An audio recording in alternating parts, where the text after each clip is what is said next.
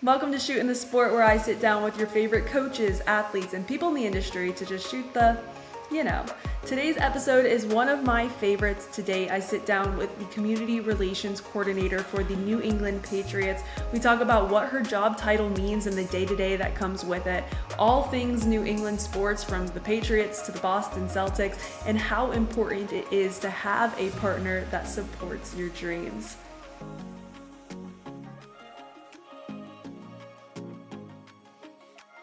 Celia Oswitch, welcome to Shootin' the Sport.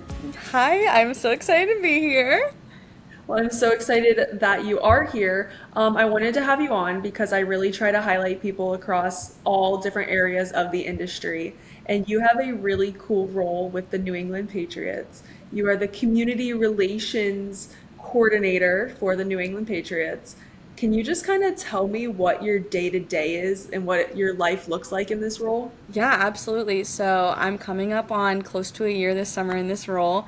As you can imagine, things can be very different in season and out of season. I kind of thought in out of season, off season time, things would be a lot more lax and easier, and it turns out we're still doing tons of stuff, just in like a different aspect. So during the season, player day off is typically on Tuesdays, and that is our days that we can pull players and do things in the community. So obviously, we never want to impact what they're doing on the field, but we do want to impact what they're able to do off the field. So a lot of times on Tuesdays, we'll schedule out for the season and find different things that our players can do, whether it be at a homeless shelter or at an elementary school or putting on an ultimate gym class or visiting kids in the hospital or all sorts of different things that the Kraft family really believes on. So we're always finding ways that we can kind of do things with players and also plan events. So a couple events that I worked last year that I kind of oversaw were we had a children's pediatric cancer Halloween party, and we had all the kids come dressed up in costume. We had players dressed up in costume, which finding Halloween costumes for players is quite the task, I learned.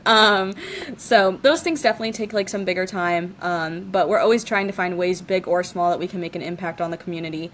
And being in New England, I'm not from here, but to see, New England's more than just Boston and Massachusetts. It's all 6 New England states. So trying to find ways that we can impact people in Vermont and Connecticut and Rhode Island and Maine and New Hampshire. So it's really just fascinating to see the work that we can do. As you know, like sports, there's so much money involved, and that we can take that money and do good is really phenomenal. So that's a little bit of what in season looks like. And then out of season, it's a lot like bigger projects. Right now we're working on a huge volunteerism project where we're getting ready to honor 26 outstanding volunteers in the community for like community work and volunteerism. So although it's not identical to what it looks like in season, we're still finding ways to do great things under the Patriots name, incorporate players and coaches, and just kind of make a difference from there. So you talked about your Halloween event. Which player had the best costume and what was it? Marcus Jones on our team wore a giraffe, and he was wearing an entire onesie, but like there was a hat on top of the onesie. So like just imagine a giant giraffe hat on top of a player. So that one stands out immediately. That was probably the most creative, but it was also cool. A lot of the wives and girlfriends of the players showed up for that, and some of them like coordinated. So we need to start thinking about what our theme will be for this October already. Do you have an event that you've worked that has been a favorite or most impactful to you personally? Yeah, so one of my biggest flaws is after every event I say this was my favorite event because it really is. Like I really love every single one I do. So I'll just touch a little bit on the one we did this week. That's my new favorite for now. We for Asian American Pacific Islander Month, we went to an Asian American Civic Association in Boston. It was in like the Chinatown sector of the city, and we met with kids that were in a Mandarin English like immersion program. So they were like all learning English, and they had no clue what football was or what a pom-pom was or like any concept of what our sport is. So we brought out cheerleaders and we taught them like chants. We all gave them little footballs, and we were teaching them like how to throw a football with like a spiral and like different sides of the football. And then we read a book called Let's Go Patriots to them, which after every page it's "Let's Go Patriots," and then by the end of it you have like a whole room of little kids screaming "Let's Go Patriots." So Aw. but yeah, it was a really impactful one, and like we're just trying to find different things that we can do. Of course there's a lot of like homeless shelters and schools that we consistently always work with, but we always want to make sure like what have we not done over here yet that we can make an impact or something like that. So as of now, that's my favorite event, but if you ask me next week, I probably have a different answer. I imagine, I mean, being in sports myself, there's so many stories that just kind of touch you. And I imagine you being around so many different groups of people and helping and being involved in so many different ways that you've probably grown a lot in this last year of your life. Do you think there's a specific area, or how have you grown the most over your almost now 1 year in this role?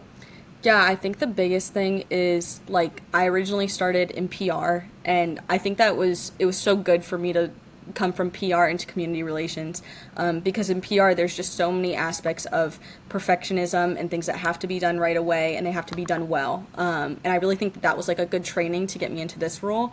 But I think being in this role now, I've been able to see like we're making lives better for so many people, and like at the end of the day that's what it's about. So I can get upset that like I sent an email wrong, or I sent a release wrong, or maybe I just didn't like the wording in a way I presented to a group of people or something, but I'm like, at the end of the day, like, you know, these little kids that saw cheerleaders earlier this week, like they're gonna remember that forever. So I think like honestly gratitude is probably what I learned about it, is just like being grateful that we get an opportunity to do this in football and that we can make a difference. And also kind of on the same note, just like relationships with players and coaches. Like, although I'm not super close with any of them, I'm probably closer than my group of friends, for example, would be with them. And it is really cool when you take a step back and you kind of look from like a fan perspective, and it's like, wow, it is really cool that we were able to have players come join us at a community event, or like that I was able to go downstairs and talk to the rookies yesterday. You know, it's just different things that make you realize like there's so many things to be grateful for when you work in sports, despite the long hours and what may come with it. Right. It's the best job in the world, but it's definitely, I think, one of like the more taxing in terms of always having to be turned on in a way, you know? For Like sure. you can never just have a bad day, especially in roles that are outward like yours and like mine. But you mentioned your PR background. Yes. You only graduated 2 years ago, which is crazy. And you've climbed this ladder. You worked PR with the Jacksonville Jaguars immediately out of college. And then now you're with one of the arguably biggest organizations in the NFL. What has it been like climbing the ladder so rapidly and being able to be part of this organization at such a young age? It's honestly crazy when I sit back for a minute and I'm like, wait, all of this has happened in the last 2 years.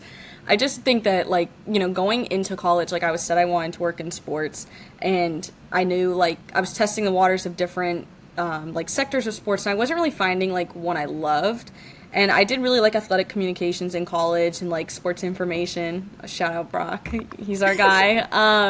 But I always like cared about that. But like I still just wasn't sure like exactly like what I was looking for. And then it wasn't until the 2022 Jaguars season, and I was working game day staff with the Jags. So like every other Sunday, 8 Sundays total, you know. But I like was seeing right away like this is what it's like in a press box. This is what it's like. What does a media advisory look like? This is what it looks like to have post game and like post game press conferences and things like that. And I was like, wow, like I actually like really think that this is something I'm interested in.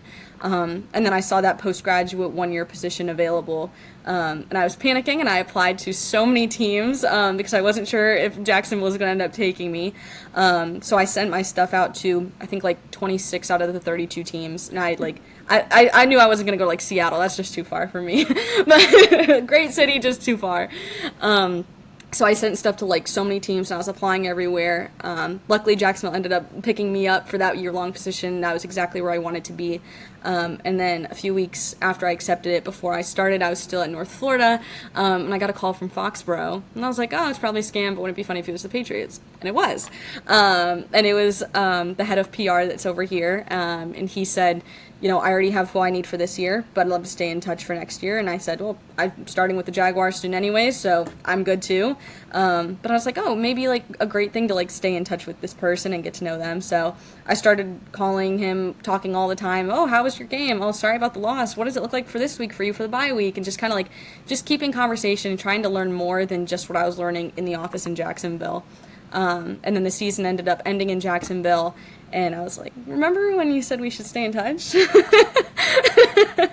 So I went through a small process to get up here, and they ended up taking me for a lateral move. It'd be a year-long position in PR here up at the Patriots. And I was in it for about a month, and it was pretty similar to what I was doing. There was still a lot of those long hours and strive for perfectionism that I kind of expected. But then I heard of a full-time opening that just appeared coincidentally in community relations. And I was like, wow, like I've actually really always cared about doing community work. And when I would be working in PR and get sent out to a community event, I loved it. And I was like, I wonder if that's something that would actually be able to come to fruition. And I didn't know what to expect. I've only been here a month, and within 2 weeks, then I just moved my desk from down there over on the other side of the building, and now I had a full-time job. So it is really amazing to look back, because I knew, like, as a little kid, the dream was football. Like, and I didn't know in what capacity, but the dream was always full-time in football. And although, like, sometimes the days are long and the hours are long, like, I'm pulling down, like, this main road in Foxborough, which, if you ever come up here, there's not a ton in Foxborough. So I'm just pulling up into Foxborough, and I look over, and, like, I just see Gillette Stadium just sitting huge, massive, you know, and it has all sorts of now restaurants and shops, and there's a hotel and a hospital, and, like, right around this area. So they've really, like, built it up. And I drive in, and sometimes I'm like, wow, that's my office. Like, I'm so grateful to have that. But there are times when I'm like, wow, where did all the time go between now and then? You just gave me the chills. That's awesome. And I think it's like a testament to how important relationships and networking and all of that is in the sports industry. And it's something I talk about a lot on here, is just the climb and the struggle almost to make your way, especially being so young, being a female, figuring your way out, like your way through this industry. Has there been any roadblocks or obstacles that you faced for being so young in such a important position? I think my time at the Jaguars, it was just like a really good like test for me, because coming from like college classes into a professional work environment, like really nothing can prepare you for that. Like internships, like you're never gonna know until you're in it.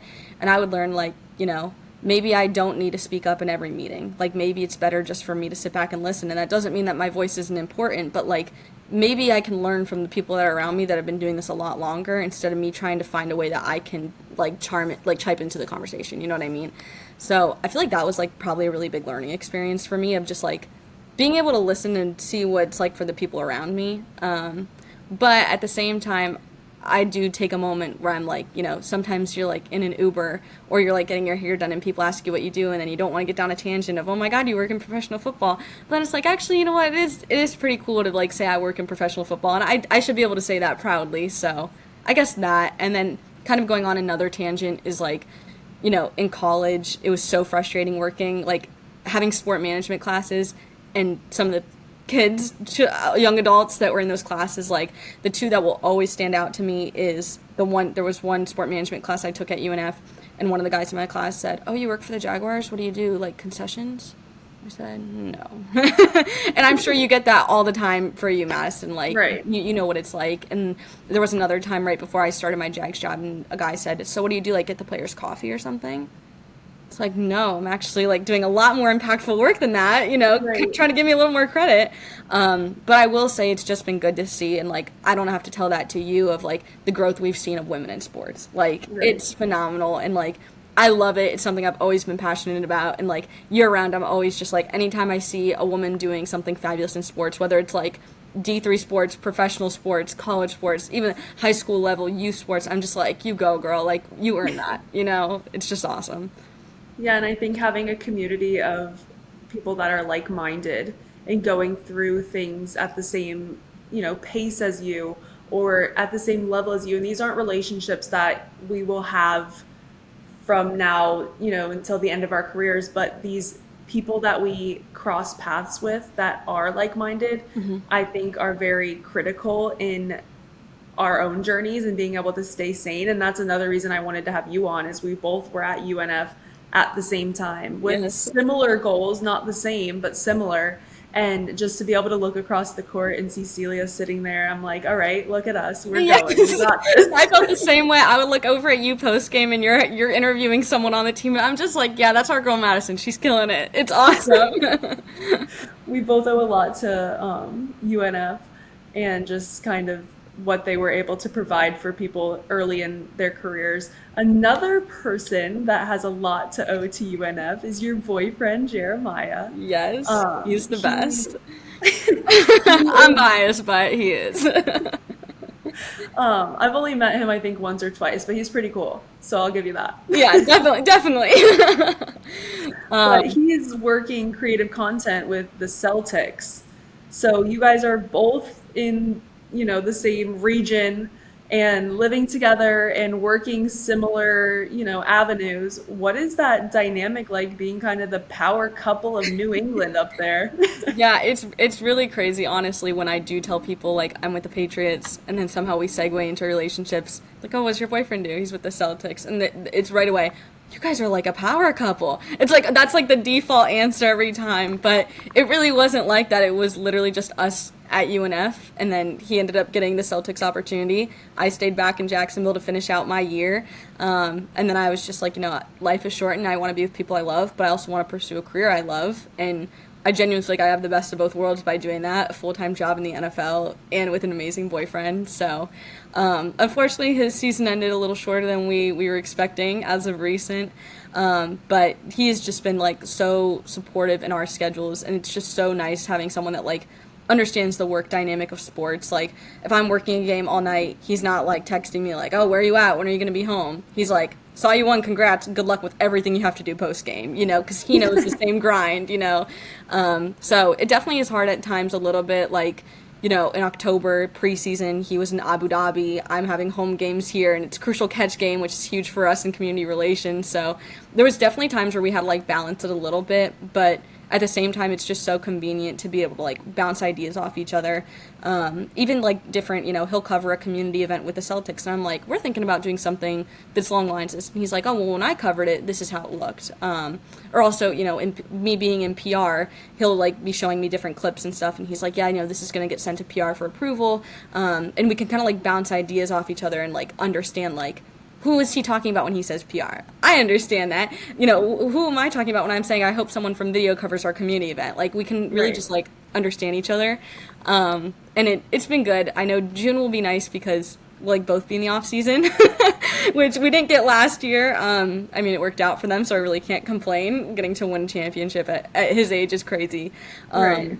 But yeah, and then before I know it, training camp will start back up, and he'll still be in the off season, and then it'll be media day for him once we're thick in the off season. Then we're just gonna keep going through this whole cycle of it. So, but no, it is really great, and it's also nice that we both really care about like each other's career, and that's how it was at the beginning from UNF. Like I saw him shooting all the games, and I'm like, I can tell that's what he wants to do, and he'd see me running around or talking on the headset or writing up something, and he's like, that's what she wants to do. So Right. I'm just really grateful that he gets it, and we like kind of came from a similar story. Right. And I think it's super important to have a partner like that who is so supportive of you. My boyfriend's still in school getting his doctorate right now, Oh and my he wants to gosh. go down the sports avenue, and I'm, freelance working in sports. And so having that balance to be able to acknowledge, each other's schedules, and that right now work and creating careers are kind of a priority, but then still being able to come home and, debrief after a long day or go out to dinner and just get your mind off of everything is so important. Are there times or in times when you guys do have a moment to breathe and spend with each other? What are you doing, and how do you separate work from your conversations and just time at home? Yeah, that's definitely a challenge for me personally. I feel like we'll talk about like work when we get home, and then we'll be like making dinner and doing the dishes, and I'm like, oh, and another thing that happened at work, like it's just human nature to like bring things up. But I do feel like we've really been able to like capitalize on like the time that we do get, because he'll be able like to work from home sometimes, and I've had to learn like that means he's editing a video busy. That doesn't mean he can hang out with me even though he's at home. So I think like we've really just learned like the impact of quality time and free time, and just like chilling on the couch watching a show together, working out, going for a walk or playing basketball, things like that. And then one of the things that we do try to do that I personally love is just like always have something like on the docket to look forward to, whether it's like a small trip or a weekend trip or just like a big activity or a date night when we know that in 2 Saturdays we'll both have off or something. So, and I'm sure you're in the same position of like booking out just for having a date night. Right. So you get it. But no, it's been really great. And I think that's the other thing that I've just enjoyed is like, he's always just an ear that can understand me. You know, I'm not like trying to explain something to someone that really can't comprehend it. And it also helps because, you know, in the life that we like are living in, I'm seeing a lot of players that can be like higher end. Obviously the Celtics have a lot of talented players and big people. So it's not like I'm coming home saying that I got to work a community event with a player. And he's like, oh my God, what's he like? Oh my God, did you actually see it? Like, he's not like fangirling over this player. And the same goes for me. I'm just like, oh, you know, you had a shoot with X player on the Celtics, you know, so Right. I think it helps that we kind of gotten past that part. Right. But no, obviously he's great to work with, and I know that you can probably say the same thing about your boyfriend, which is amazing. Yeah, I know that you guys are obviously rooting for the Patriots and the Celtics these days, as am I. The Horford jersey right above me. But before moving to New England, who were your teams growing up? Who did you root for? Yeah, so I am originally from Ohio, so I guess naturally I would say the Browns. But I was actually never a huge NFL person. Like I like on an NFL Sunday, like I wasn't like locked in, which is crazy to think because now it's quite different than that. But I was really big into college football. I was a black sheep. I'm actually a Michigan fan from Ohio. A little Okay. unheard of. Yeah. So Michigan was definitely my team, and it was pretty exciting. Now that I like working in pros, when I can see players that I grew up watching, and like you know, you do get like a little 1% like fan aspect of wow, like this was a player I idolized, and now he's on our team. You know, which is incredible. So I'd say Michigan for me. And then basketball, kind of the same. Like I love March Madness. I love like the tournament. Probably Michigan basketball, although they've not been great recently. And then for Jeremiah, he grew up a 76ers fan. He's from Philly. Okay. So that was big for him. But I remember when he was applying for jobs, I was like, who am I rooting for here? And he just said, he was like, wherever I go, like that's going to be my team. So it was Celtics. I remember one of the first things I said was like Kelly Green. Not one of my colors. But like I've really come to like I vouch behind the Kelly Green now, and I love it, and I really like how, you know, the Celtics and like similar teams like, you know, the Packers in football, or even like the Bulls, like there's such a history behind the team that it's really cool to like represent that. So I'm Celtics by association now. Okay. And I'll continue to stand by that, except Jeremiah is still a little bit on the Eagles. And Okay. being from Philly, I understand it, and they got their Super Bowl win. But I'm like, you're a Patriot now, buddy. You gotta root for the Patriots. I'm here. That's funny. I grew up, I'm from South Florida, but I was never a Dolphins fan. My dad growing up, he was born in Illinois, so he always rooted for the Bears, but growing up for me, I wasn't rooting for the Bears. And so as of lately, I found myself now working in sports, like I tend to root for a lot of players. Like Gabe Davis went to UCF, was on the Bills, more recently on the Jags. Now we'll see where he ends up next, but I root for him a lot. Just players that I've had interactions with.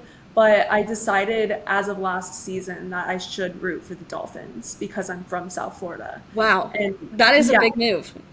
yeah, my boyfriend though, Patriots fan, All right. So he's our good Celtics graces. fan. Okay. So I've become New England fan by association as well. But Miami Heat, I've always liked the Heat. Okay. So yeah, we're figuring it out. We'll work on it. Once I have an official team tie, then I'll really be able to give you a There solid you answer. go. I feel like that's actually a good point that you bring up, though, like about players, is something that like I've had to get used to is like we get to meet these players and work with these players, and they're so incredible. But then like the nature of sport is like the roster is going to change, free agency is going to happen, a surprise trade will come up out of nowhere, and you just have to remember, you know, like the things that are going on in their life is so much more important than the staff behind the organization. But, like, it is so hard to be like, wow, I love this player. Now he's on the 49ers. Or now he's just on another team. And I'm sure, like, even, you know, you could probably say the same thing with, like, college sports right now. Transfer portal, it's like, really love getting to work with this player. That's over now, you know? Right. So, it has been a treat. I think we've had two or three players since I've been here that were actually on the Jaguars. So, like, although I'm not, like, besties with them, I'm like, that's a familiar face when I'm walking down the hall. I'm going to know that person. So Right. Yeah, and especially being in my position, I'm freelance, so I cover so many schools and so many teams, and there'll be times where I'm watching a game or I'm at a game and I hear a name, and then I like do a whole backlog and I'm like, okay, I covered this person at this school 5 years ago. yes. And it's crazy. And then you like automatically, I'm at a game just for fun. And now I'm rooting hardcore for the home team because I covered that player one time. Yes, no, exactly. Like, you end up being just, like, biased, and you're like, wow, I hope they make the team, or I hope they make it through training camp because I know this person now. And I think that's the other thing that's cool about just, like, sports in general is not only is it, like, a team they played for or the college they went to, but, like, even their hometowns. Like, there was a player we had last year. He ended up going to the Chiefs, but his family lived in Ohio, like, 15 minutes from mine. And we were talking about, like, an amusement park in Ohio. And it's just so cool that, like, you can, like, find things that we get along with. Especially right now, Coach Vrabel, our head coach, actually, he grew up in the town next to mine in Ohio. He went to a private high school right by mine in Ohio. So the first time I met him, I said, I need to know what ice cream you get from our mom and pop ice cream shop. Like, and it was like a perfect way to like get to know him. And it's like not everyone Right. else is getting this connection that him and I now have because we talked about ice cream. But it is just really cool. Like, I feel like being from South Florida, you probably see the same thing of like South Florida is such like a powerhouse to have just people coming out in all sorts of aspects of sports. So I feel like it's probably cool for you to be like, oh, Vero Beach, or oh, this random town in South Florida. Right. I know that, you know? Right. It's definitely a smaller world when you're in it and when you're immersed in it all. Names just kind of pop out of nowhere and you recognize them for some reason, and then it's fun to try to figure out from where. Like, how do I know you? Wait, so I I actually had a question for you about that. Sorry Okay, to interrupt you. you're good. So, like, when you're studying for a game or a match, like, how much prep goes into it when it's, like, a one-off team that you don't know if you're necessarily going to be covering consistently? Because I can imagine, like, you still have to be able to be well-rounded and knowledgeable on that team, even if they're not someone that you're going to cover next week or in 2 weeks. Right. I think for me, it's trying to become an expert in every team that I cover. So even if there's a player that hasn't touched the field this season, I need to know something about him and I need to have notes about him because what if he does? And then I need to be able to add, or what if someone gets hurt and then he has to come in? I need to be able to like at least know who he is or be able to contribute something when or if necessary. So it's becoming an expert, trying to figure out as much information as you can about individual players, but then also just what's going on with the team. And a big part of that is like talking to coaches and talking to players prior to the game. But I always try to have at least one little nugget about every player on a roster. That is Which so fascinating to me, and I feel like people don't realize, like, I think about Kirk Herbstreit, who's doing Thursday night football, then flies, does Saturday game day, sometimes different Saturday night primetime game. I think he does something on Sundays, too. I can't even remember now. And, like, then he just flips it all around and does it over and over again. And it's just, like, the prep that goes into it that people don't see is so fascinating to me. Like, you deserve a pat on the back for, because I know you probably have so many notes that it's like, I don't want to get rid of these, but I'm not sure when I'm going to use them again. Like, Right, right. I have a hard drive that has notes from every game I've ever covered, and I'm running out of space. I'm like, I could probably delete these, but like, I don't know. I was going to So, say, you probably need one of those, like, big block hard drives, not just, like, a little one. right. So as we start to close this out, what is the end goal for you? Ooh, Madison, that's a good one. I think for so long the goal was football. Like, the goal was NFL for, like, I remember my freshman year of high school, which is crazy because I was like 14 or 15. I took an intro to sport management class, and it was like very basic overview of like when you go to a game, there's also people working concessions. There's also more security working. And I was the only girl in the class, and literally from 2015 on, I'm like, I want to work in football. And like, I've been so set on that. And I feel like now I finally have that. And I feel like just a part of me is like, take a little deep breath because I got it. But of course your mind is always going to turn, and like your goals can shift with knowledge, and you always want to be doing something that's like bigger and better for yourself. So for now, we're going to just keep rolling in NFL and get as much experience as you can. And I think, like, you know, the goal is to say in years from now, like, I've been working in the NFL for X years. You know, even yesterday when we were talking to the rookie players, and it was so, like, exciting for me to say I'm in my second Patriots season and my third season in the NFL. But I'm, like, I'm excited for when it's, like, my 10th season in the NFL, and, like, now I'm this title, and I'm just really excited for that. So I think just, like, growing as a professional and as a woman in sports, like, is the goal. And who knows, I have no clue what could come after that, but I am just really grateful that, like, I have found what I am passionate about, because, like, I am young, like, you know, I'm about to be 24, and, like, to have what I want right now, like, I am very grateful for it. So The fact that you're about to be 24 and you said like 20 seconds ago, you were like, I finally got it and I can finally take a breath.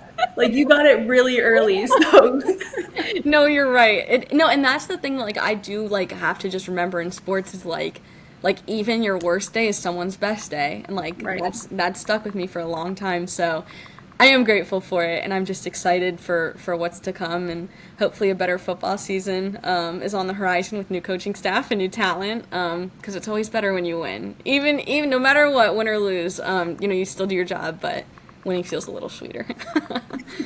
Well, Celia Oswitch, thank you so much for coming on today. This was so much fun.